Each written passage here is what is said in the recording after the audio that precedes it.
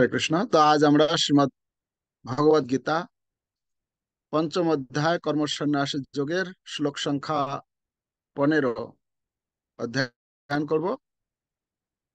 আপনারা সকলে দেখুন।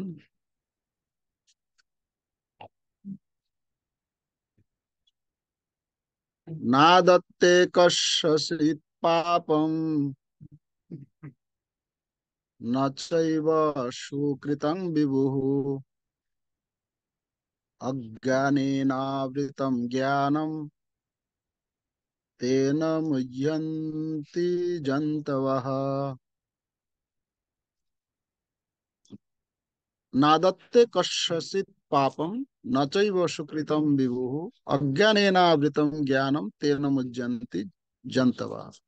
এই শ্লোকের অনুবাদ: ভগবান জীবের পাপ অথবা পুণ্য কিছুই গ্রহণ করেন না। অজ্ঞানের দ্বারা প্রকৃত জ্ঞান আবৃত হওয়ার ফলে দেহধারী জীবসমূহ মহাচ্ছন্ন হয়ে পড়ে। তাহলে এখানে এই শ্লোকে বর্ণনা করা হচ্ছে যে আমরা পূর্ববর্তী শ্লোকে, কালকের শ্লোকে আমরা আলোচনা করেছিলাম যে সেখানে ভগবান বর্ণনা করেছেন কিভাবে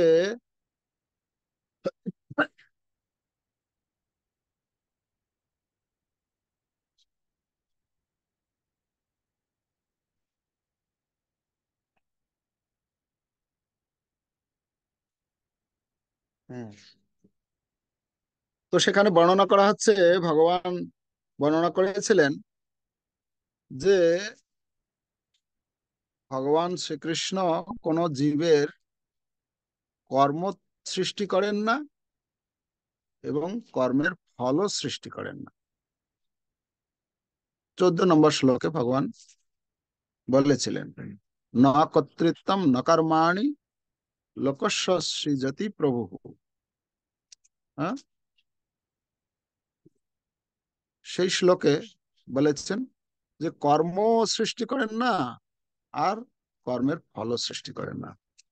তো এখন অর্জুনের প্রশ্ন হতে পারে যে ঠিক আছে, কর্ম কর্ম সৃষ্টি করলো না, কর্মের ফল সৃষ্টি করলো না, কিন্তু ভগবান তো জীবের হৃদয়ে পরমাত্মা রূপে অবস্থান করছেন। তো পরমাত্মা রূপে অবস্থান করা একই সঙ্গে আছেন।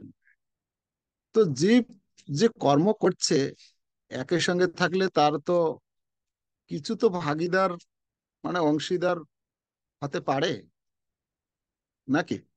একসাথে থাকছে, সবকিছু একসাথে করছেন। হ্যাঁ, ভগবান বলছেন পরম বন্ধুর মতো। আমরা এই জাগতিক এতে দেখি যে কেউ যদি একজন কোনো ক্রাইম করে, তার সঙ্গে সঙ্গে কে কে যুক্ত আছে, তার বন্ধু কে, তার আত্মীয় স্বজন কে, তার কার সঙ্গে ফোনে কথা হয়েছিল, সবকিছু বের করে। হ্যাঁ, তাকে তাকে যাচাই করে। তো এখানে ভগবান পরমাত্মা রূপে এত, মানে জন্ম জন্মান্তর ধরে আছে সে জীবের সঙ্গে, তাহলে অবশ্যই তাকেও যাচাই করা উচিত। হ্যাঁ, জীব যে এই পাপ কর্ম করছে, পুণ্য কর্ম করছে, তো কিছু তো অংশীদার হবে। তো যদি এরকম প্রশ্ন করা হয়, অর্জুনের মনের মধ্যে এরকম প্রশ্ন আসতে পারে, তাই ভগবান শ্রীকৃষ্ণ এখানে এখানে সেটা তিনি ক্লিয়ার করেছেন যে নাদত্তে কস্যচিৎ পাপম ন আদত্তে কস্যচিৎ পাপম, কস্যচিৎ পাপম। এই কথা বলার এখানে ভগবান এটা বোঝাতে চাইছেন যে ভগবান কখনো জীবের পাপ অথবা পুণ্য কোনোটার জন্যই ভাগীদারি নন। হ্যাঁ না? আমরা অনুবাদে পাচ্ছি যে ভগবান জীবের পাপ অথবা পুণ্য কিছুই গ্রহণ করেন না। কিন্তু এখানে পরবর্তী লাইনটা কি বলছেন?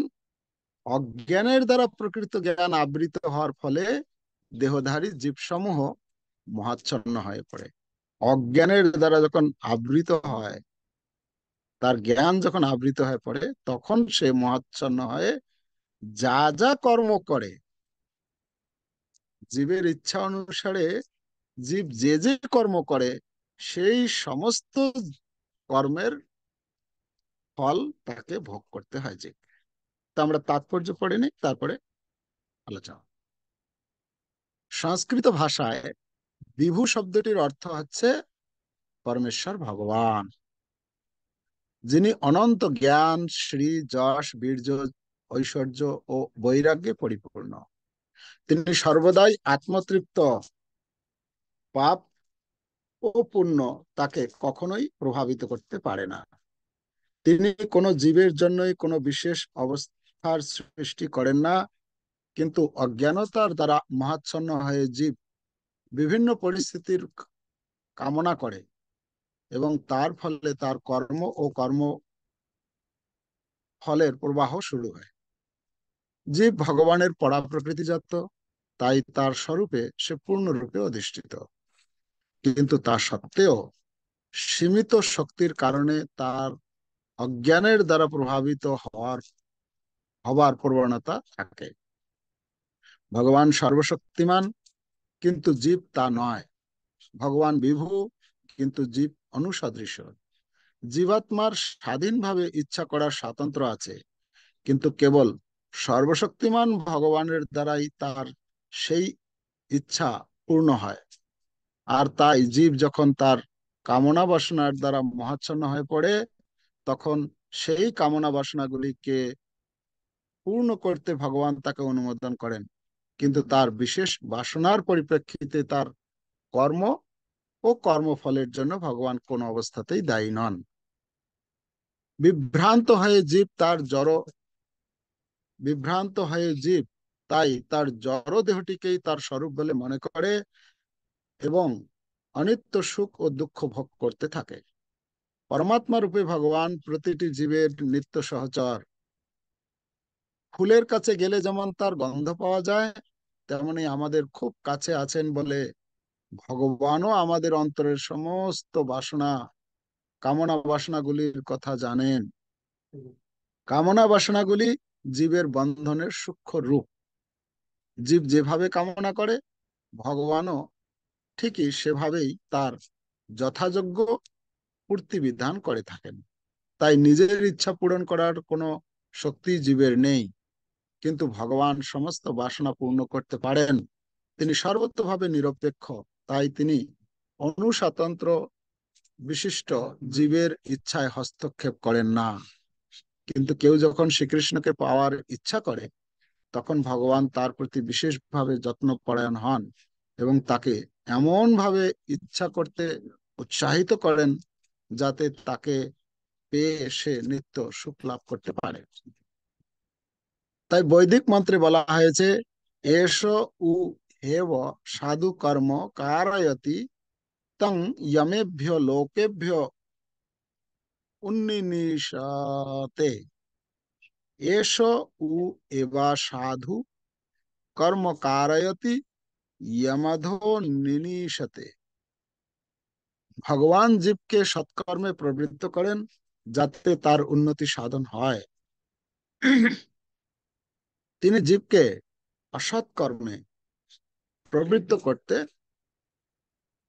প্রবৃত্ত করেন, যাতে সে নরকগামী হয়। তিনি জীবকে অসৎ কর্মে প্রবৃত্ত করেন, যাতে সে নরকগামী হয়। কৌশিতকী উপনিষদের 3য় অধ্যায়ের 8 নম্বর শ্লোক। তো এখানে আমরা দেখতে পাচ্ছি কিভাবে ভগবান প্রত্যেকটি জীবের ইচ্ছা অনুসারে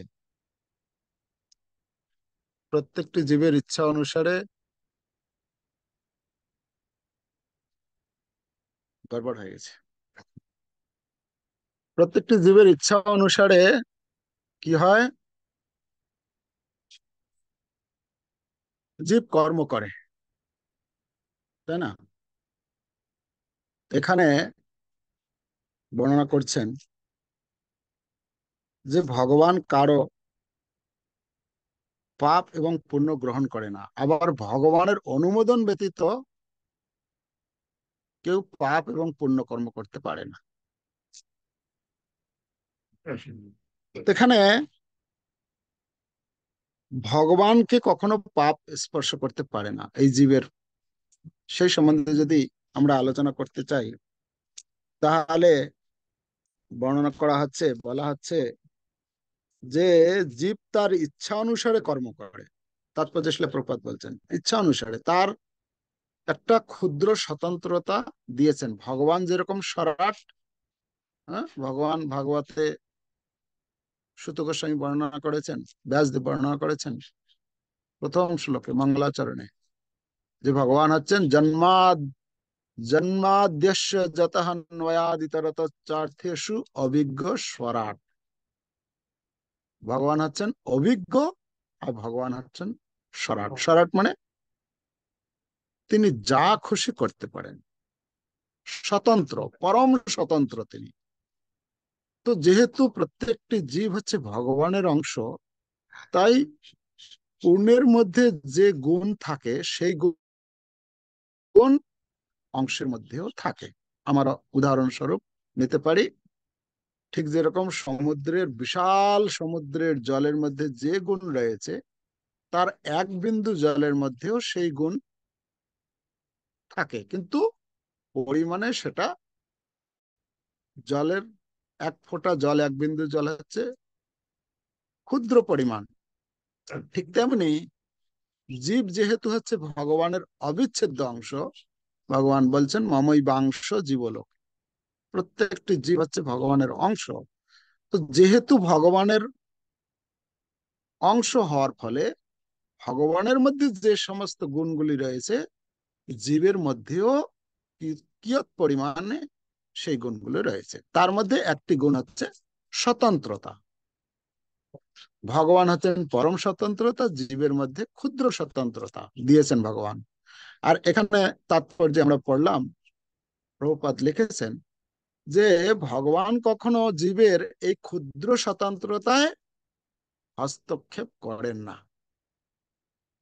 হুম, ভগবান যে আমাদের প্রত্যেককে স্বতন্ত্রতা দিয়েছেন, ইচ্ছা করলে আমরা পাপ করতে পারি, ইচ্ছা করলে আমরা পুণ্যকর্ম করতে পারি, ইচ্ছা করলে ভগবত ভক্তির অনুশীলন করে এই জগৎ থেকে বেরিয়ে যেতে পারি।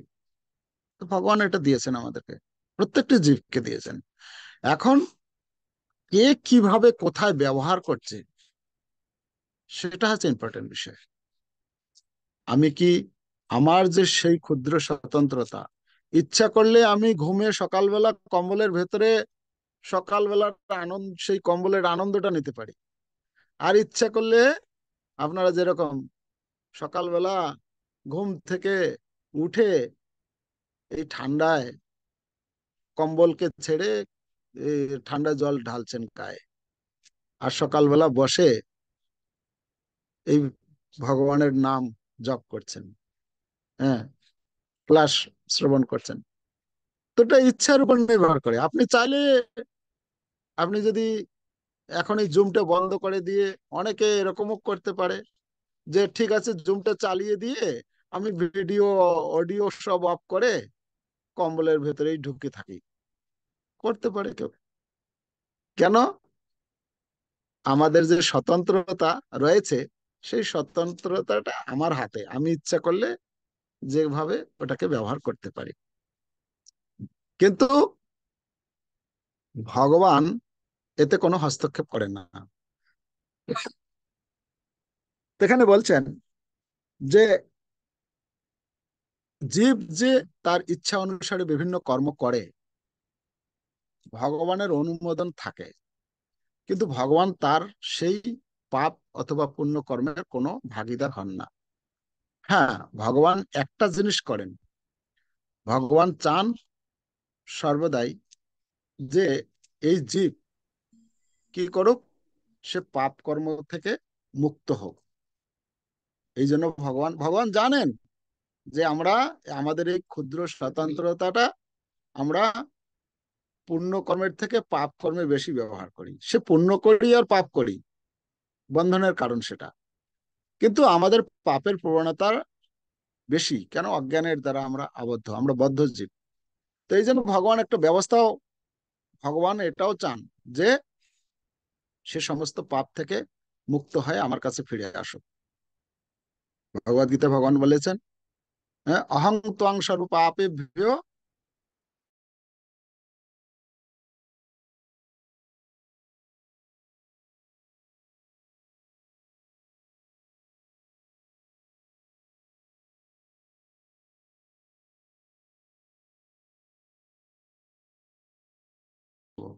হ্যাঁ, কিন্তু একটা শর্ত আছে। কি শর্ত? শর্তটা হচ্ছে, শর্তটা কি? মাম, ভগবান বলছেন আমাতে প্রপত্তি স্বীকার করতে হবে, আমার শরণাগত হতে হবে। এই যে আমাদের মধ্যে ক্ষুদ্র স্বতন্ত্রতা রয়েছে, এই স্বতন্ত্রতা যদি আমরা ভগবানের শরণাগতি হওয়াতে যদি আমরা যদি আহ ব্যবহার করি, তাহলে ভগবান বলছেন হ্যাঁ, আমি তোমাকে মুক্ত করে দেব। কিন্তু সেই স্বতন্ত্রতা যদি আমরা অপব্যবহার করি, আমি মানি না ভগবানকে। কালকে রিপাবলিক বাংলায় এখানে ইন্টারভিউ হচ্ছিল আমাদের কলকাতা থেকে, শ্রীশ্রীমৎ ভক্তি বিজয় ভাগবত সিং মহারাজ ওনাকে ইনভাইট করেছিলেন জুমে। তো একজন বলছেন, ভগবান কি বলে, রামচন্দ্র ভগবানের মন্দির বানিয়ে কি হয়েছে, ভারতের কি কাজে লাগবে ওটা, এরকম কথাবার্তা বলছেন। শুনে অবাক।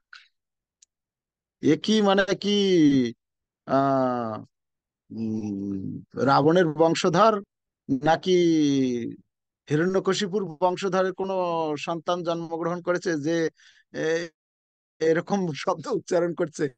হ্যাঁ, যে যে রামচন্দ্রের মন্দির তৈরি করার ফলে এখানে আমরা দেখলাম কালকে যে মাঠ পড়েছিল, সেই মাঠকে কিভাবে এয়ারপোর্ট বানিয়েছে। এয়ারপোর্টে যখন নামলাম দেখছি বিশাল রাস্তা, কত সুন্দর, আহ, উম, কত হাজার হাজার লোক আসছে এখানে। এখানকার যে যারা লোকাল লোক আছে তারা ইনকামের একটা সুন্দর ব্যবস্থা পেয়ে যাচ্ছে।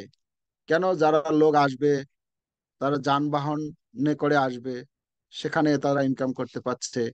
তারা যে থাকবে, খাওয়া দাওয়া করবে, হোটেল ইত্যাদি, সেগুলোর ব্যবস্থা, তারা ইনকামের একটা সোর্স পেয়ে যাচ্ছে। তো এরকম অনেক কিছু আছে।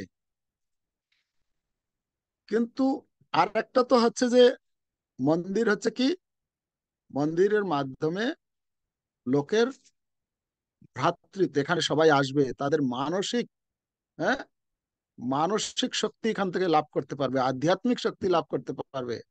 আস্থা যে একটা ভগবান এখানে ছিলেন। আর এই জগৎটাই, এই জগৎটাই তো হচ্ছে ভগবানের। তিনি হচ্ছেন জগদীশ্বর। তিনি প্রত্যেকটা জীবকে, যে কথাটা আমি বলছি, কথা বলার যে শক্তিটা, সেটা কে দিচ্ছেন? সেটাও তো ভগবান দিচ্ছেন। ভগবান যদি একটু সুইচটাকে শুধু একটু অফ করে দেয়, তাহলে আমার মুখ দিয়ে আর কথা বেরোবে না। আর আমরা কি করছি? চ্যালেঞ্জ করছি, ভগবান বলে কেউ নেই, এই যে এইসব করা হচ্ছে এসব বেকার। তে এটা কি হচ্ছে? এই যে আমাদের যে ভগবান যে ক্ষুদ্র স্বতন্ত্রতা দিয়েছেন, এই স্বতন্ত্রতার অপব্যবহার, এর হিসাব কিতাব সব চিত্রগুপ্ত সব নোট করে রাখছে। যখন তোমার ওই মাছ মাছ ধরে না, মাছ ওই আহ, কি বলে, ওই যে বড় সমুদ্রে নদীতে যে মাছ ধরে, এরকম ছুড়ে দেয়, তারপরে সেই ঘোরাতে থাকে ঘোরাতে থাকে, এটা সুতোটা যখন মাছে খায় ওটাকে, মাছটা যখন আবার খুব শুরু করে, তখন আবার লুজ করে দেয়, যত দূর যাবে যাও, আবার ঘুরা ঘুরা ঘুরা ঘুরা ঘুরিয়ে আবার, তারপরে এক সময় যখন এইভাবে ক্লান্ত হয়ে পড়ে তখন ধরে ফেলে। তো এই যে ক্ষুদ্র স্বতন্ত্রতার অপব্যবহার করছি, ভগবান কখনো কখনো বলে ঠিক আছে, বলতে দাও, বলতে দাও।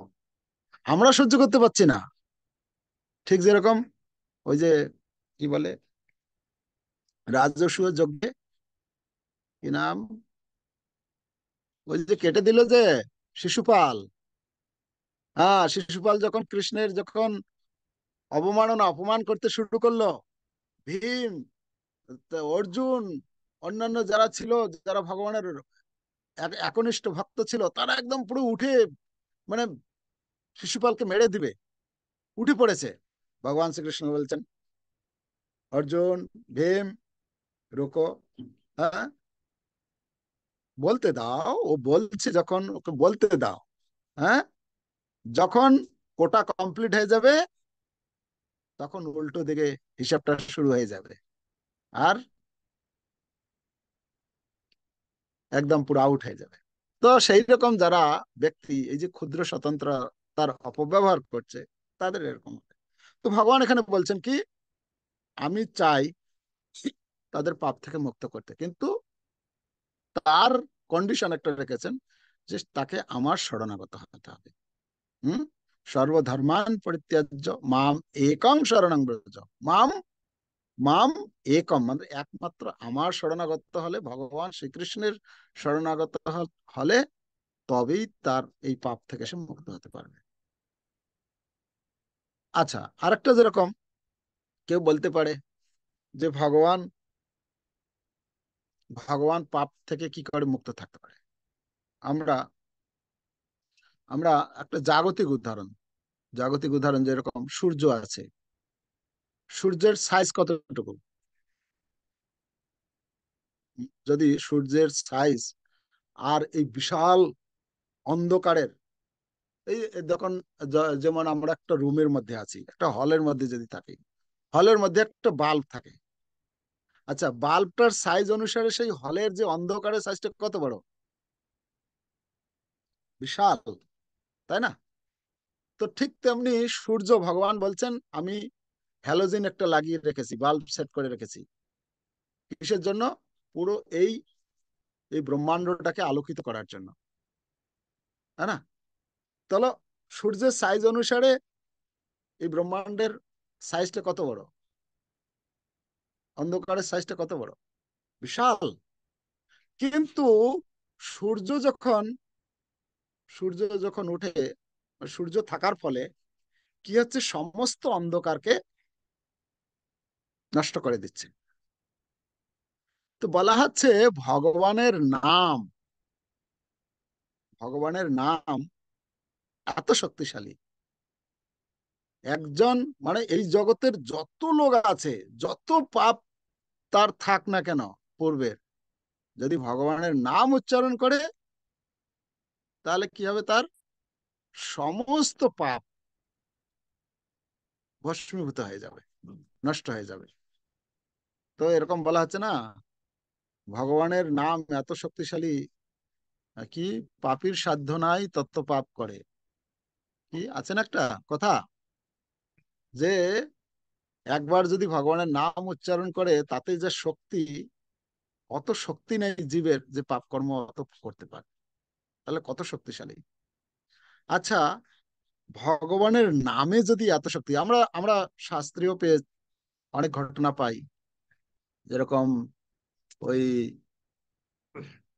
অজামিল, অজামিল কত পাপী ছিল, শুধুমাত্র মানে আহ, কি মানে তার সন্তানের নাম ছিল নারায়ণ, এই নারায়ণ উচ্চারণ করলো, ভগবানের নাম উচ্চারণ হয়ে গেল, বাস যমদূতদেরকে এসে সাথে সাথ মানে শাসন করতে শুরু করলেন বিষ্ণুদূতেরা, তাই না? সে উদ্ধার পেয়ে গেল। আর একটা ঘটনা আছে স্কন্দ পুরাণে, স্কন্দ পুরাণে একটি ঘটনা রয়েছে, যে ভগবান শ্রীকৃষ্ণ যখন সান্দীপনি মুনির আশ্রমে, উজ্জয়িনী সান্দীপনি মুনির আশ্রমে যখন পড়াশোনা করলেন, পড়াশোনা যখন শেষ হয়ে গেল, হ্যাঁ, তো পড়াশোনা শেষ করার পরে গুরু দক্ষিণা দিতে হয়। তো গুরু দক্ষিণা কি দিবেন, তো গুরুদেবকে জিজ্ঞাসা করেছেন। তো গুরু মাতা বলছেন যে আমার যে সন্তান মারা গেছে, আমি তো শুনেছি কৃষ্ণ নাকি অলৌকিক কিছু মানে এরকম কিছু কাজ করতে পারে। তো তো আমার সন্তানকে আমি ফিরে চাই।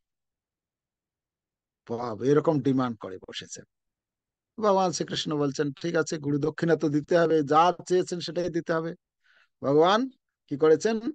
দুই ভাই পড়াশোনা করছিলেন তো নাকি? কৃষ্ণ বলরাম, যেখানে কৃষ্ণ যান বলরাম থাকেন। তো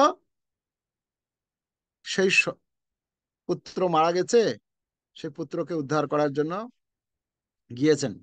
কোথায় খুঁজে খুঁজে খুঁজে খুঁজে খুঁজে খুঁজে গিয়েছেন সেখানে যেখানে যমরাজ অবস্থান করছেন। যমরাজ কোথায় থাকেন? ওনার ডিউটি কোথায়, অফিস কোথায়? হ্যাঁ, নরকে। নরকে সবাইকে উনি শাস্তি প্রদান করেন। হ্যাঁ, সবাইকে শাস্তি প্রদান, যার যেরকম কর্ম অনুসারে তিনি সেটা বিধান করে থাকেন। তো সেখানে গিয়েছেন। সেখানে গিয়ে তিনি কি করেছেন? আহ সেই আহ, সেখানে যখন প্রবেশ করবেন, সে দ্বারে থেকে প্রবেশ করার সঙ্গে সঙ্গে ভগবানের হাতে তো কি আছে? শঙ্খ। যেখানেই যাবেন শঙ্খ বাজিয়েছেন। আর সেই যে শঙ্খ বাজিয়েছেন, বলা হচ্ছে, স্কন্দ পুরাণে বর্ণনা করা হয়েছে যে শঙ্খের ধ্বনি যতদূর পর্যন্ত গিয়েছে, ততদূর পর্যন্ত যত জীব ছিল, যত পাপ করেছিল, সমস্ত পাপ তাদের কি হয়েছে? মুছে গেছে। মানে চিত্রগুপ্তের খাতা থেকে সব আউট হয়ে গেছে। ঠিক আছে? তো যখন আউট হয়ে গেছে, তখন কি হবে? তার সমস্ত পাপ থেকে মুক্ত হয়ে গেলে কি হবে? সেখান থেকে সরাসরি বলা হচ্ছে বৈকুণ্ঠ ধামে সবাই চলে গেছে, নরক থেকে। তো আমাদের এই কথাটা বলার উদ্দেশ্য হচ্ছে যে ভগবানের নাম যদি এত শক্তিশালী হতে পারে, ভগবানের শঙ্খধ্বনির মাধ্যমে যদি এত পাপ থেকে মুক্ত হয়ে যদি বৈকুণ্ঠ ধামে যেতে পারে, তাহলে যার নাম, তিনি কত শক্তিশালী হবেন। আর তিনি এই ভগবদ গীতায় বলছেন, অর্জুন, অর্জুনের যে মনের যে চিন্তা, যে ভগবান এখানে বলছেন কি করে হয় যে পাপ থেকে সে তাকে পাপ করতে পারে না। নাদাত্তে কস্যচিৎ পাপম নচৈব সুকৃতম বিভু অজ্ঞানেনাবৃতম জ্ঞানম তেন মুহ্যন্তি জান্তবা, বলা হচ্ছে এই শ্লোকে। তো তো ভগবানকে কি করে পাপ প্রভাবিত করতে পারে? ভগবানকে কখনো পাপ প্রভাবিত করতে পারে না। এটা আমরা কনফার্ম হলাম না? কারো মনের মধ্যে সংশয় থাকা উচিত নয়, আশা করি। তো এই শ্লোকের যে বর্ণনা অনুসারে প্রভুপাদ তাৎপর্য তুলে ধরেছেন যে আমাদের স্বতন্ত্রতার সদ্ব্যবহার করতে হবে। আমাদেরকে এখন থেকে সাবধান হতে হবে। আমাদের স্বতন্ত্রতার জন্য প্রতি মুহূর্তে যেন আমরা এটা মনে রাখি, আমাকে ভগবান যে স্বতন্ত্রতা দিয়েছেন, সেই স্বতন্ত্রতার অপব্যবহার যেন আমি না করি। সেই স্বতন্ত্রতা যেন শুধুমাত্র শুধুমাত্র ভক্ত, ভগবান, ভগবানের প্রচার কার্য, ভগবানের সেবা কার্য, ভগবানের ভক্তের সেবা, হ্যাঁ, এতেই যেন আমি ব্যবহার করি। আমার নিজের ইন্দ্রিয় তৃপ্তির জন্য যেন সেই স্বতন্ত্রতার অপব্যবহার না করি। কেন? বলা হচ্ছে, যদি কেউ শরণাগত না হয়, যদি কেউ প্রশ্ন করে, আচ্ছা ঠিক আছে, আপনি বললেন শরণাগত হলে পাপ থেকে মুক্ত হবে। আচ্ছা, কেউ যদি শরণাগত না হয় তার কি হবে? ওই রকম যদি কেউ প্রশ্ন করে, আচ্ছা আমি না হলাম শরণাগত, তা কি হবে আমার? তো কি হবে? উত্তরটা কি হবে? উত্তরটা হবে, আমি যত পাপ করেছি, যা যা করেছি, প্রত্যেকটি আমাকে নিজেকে ভোগ করতে হবে। সে এক জন্মে হোক, দুই জন্মে হোক, যত জন্ম লাগুক, আমাকে আমাকে নিজেকে সেটা ভোগ করতে হবে। এতে কোনো রকম ছুট হবে না। আমাদের এইখানে সাধারণত এই জাগতিক এখানে দেখতে পাচ্ছি কবে কে কি করেছিল, সেই ইডিস কি বলে এডিআর কি আছে সব আজকাল, সিবিআই, এই গোয়েন্দা বিভাগ বিভাগ তারা কি কিভাবে কিভাবে বের করছে একদম। হ্যাঁ, মানে সে কেউ জানতো না কবে কোথায় কার সঙ্গে কি হয়েছিল, সবকিছু বের করে নিচ্ছে, করে তাকে জেলে ভরছে। এগুলো তো হচ্ছে জাগতিক, এখানে কেউ ফাঁকি দিতে পারে, কেউ লুকিয়ে কিছু হ্যাঁ ডাটা উড়িয়ে দিল, আহ, যা নথিপত্র ছিল পুড়িয়ে দিল। যেরকম আমাদের, আমরা অনেক সময় খবরে শুনি, দেখি যে অমুক ডিপার্টমেন্টের যে ডাটা ছিল, ডাটাই খুঁজে পাওয়া যাচ্ছে না। হ্যাঁ, কবে কাকে কি করেছিল, কোন কোথায় নিয়োগ করেছিল, কি করেছিল, ডাটা আউট হয়ে গেছে, হ্যাঁ, বলতে পারছে না। তো এখানে আমরা এসব করতে পারি, কিন্তু চিত্রগুপ্তের ডাটাটা এরকমই, ওইটা কখনো ঝড় বৃষ্টি তুফান যাই যা কিছুই আসুক না কেন ওইটা পুড়বে না বা ভিজে নষ্ট হবে না, ওটা একদম পুরো, হ্যাঁ, ওটা ক্লাউডে থাকবে। প্রভু বলছেন যে আজকাল যেরকম আগেকার দিনে আমাদের কি হতো, মেমোরি ফুল হয়ে গেছে, কোনো ভাইরাস ঢুকেছে বা কিছু হয়েছে, ওটা নষ্ট হয়ে যেতে পারে, হ্যাং হয়ে যেতে পারে। কিন্তু আজকাল আপগ্রেড করে দিয়েছে, আপনার ল্যাপটপে আপনার কম্পিউটারে আপনার ডাটা থাকবে না, আপনার মোবাইলে আপনি যত কাজ করুন, আপনার মোবাইলে আপনার রাখার দরকার নেই, মোবাইল সবসময় ফ্রি থাকবে, আপনার ডাটা থাকবে কোথায়, ক্লাউডে। ক্লাউড মানে কোথায়, ক্লাউড মানে কি, মেঘ, ওই উপরে থাকবে, তাই না, ওখানে থাকবে, আপনার যে যেটা আপনি ব্যবহার করছেন সেখানে কিছু থাকবে না, সেখানে থাকবে ডাটা, আপনার যখন দরকার হবে আপনি লগ ইন করবেন, সাথে সাথে চলে আসবে। তো এটা এটা তো হচ্ছে কি জাগতিক, তো জাগতিকে যদি এত উন্নত হতে পারে, তাহলে চিত্রগুপ্তের যে বিভাগ, হ্যাঁ, যে যমরাজ যেভাবে ডাটা মেনটেন করছেন, ওটা নিশ্চয় আমাদের মতো এই এই জগতের যে এরকম সিস্টেম এরকম হবে না, ওটা স্পেশাল হবে, যেটা কোনো ঝড় বৃষ্টি আসলেও কোনো কিছু তার হবে না, বা সেখানে যদি আগুনও ধরে পড়বে না, তাই না। তো এই জন্য আমাদের ডাটা সব জমা হচ্ছে, আমরা যে যা কর্ম করছি, আপাত দৃষ্টিতে হয়তো আমি বলতে পারি যে না, এটা কে দেখবে।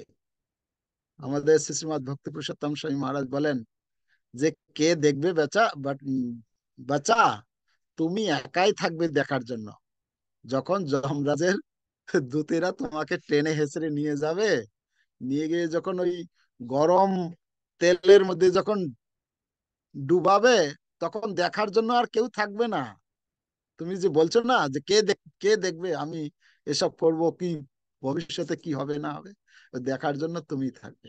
তাই জন্য আমাদের এখান থেকে অত্যন্ত সাবধান হতে হবে, যে আমরা যেন আমাদের স্বতন্ত্রতার অপব্যবহার না করি, ভগবানের শরণাগত হয়ে যদি আমরা ভগবত সেবা কার্য করতে থাকি, তাহলে আমরা একদিন এই জড় জগতের বন্ধন থেকে মুক্ত হয়ে আমরা ভগবানের কাছে ফিরে যেতে পারবো।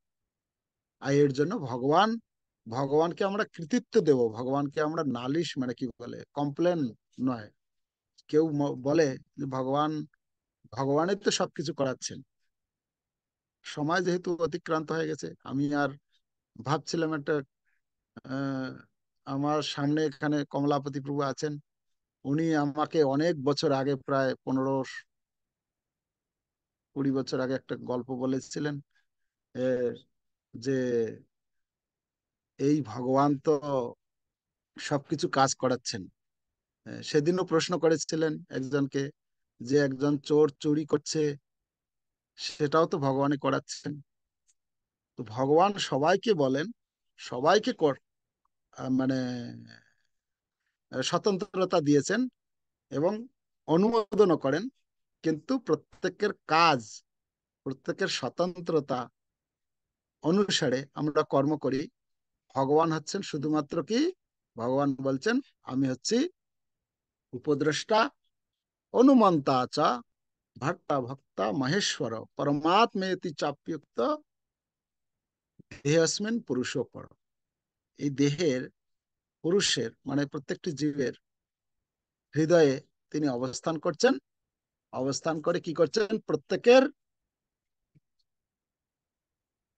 ইচ্ছাকে তিনি কি করেন, অ্যাপ্রুভ করেন। যতক্ষণ পর্যন্ত ওনার সিগনেচার না হয় ততক্ষণ পর্যন্ত সেই কাজটা হয় না, তাই না?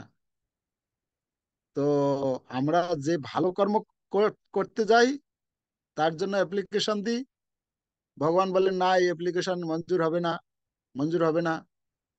আমরা বারবার দিতে থাকি, না না এটা লাগবে, এটা লাগবে, এটা না হলে এখানে আমাদের অনেক কিছু, যেটা মানে নাচরবান্দা। তো ভগবান তখন বলে ঠিক আছে বেটা, তুমি এটা চাইছো, তুমি যতক্ষণ পর্যন্ত একটু মানে কি বলে একটু বাড়ি না খাচ্ছ ততক্ষণ পর্যন্ত তোমার শিক্ষা হবে না। ঠিক আছে, দিয়ে দিলাম, সাইন করে দিয়ে দিল। হ্যাঁ, যখন গিয়ে যখন ধাক্কা টাক্কা খেয়ে যখন অনেক কিছু দুঃখ কষ্ট পেয়ে তারপরে হয়তো কেউ ফিরে আসে, আর কেউ বা ওই বুঝতেই পারে না, এখানেই থাকে। হ্যাঁ, জন্ম মৃত্যুর চক্রের মধ্যে ঘুরপাক খেতে থাকে। তো এটা হচ্ছে কর্মের বিচার, হ্যাঁ না?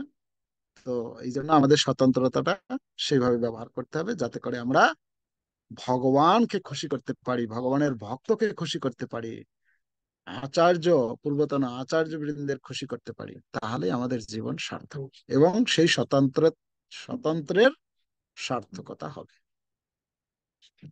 ঠিক আছে, আজকের আলোচনা আমরা এখানেই রাখি।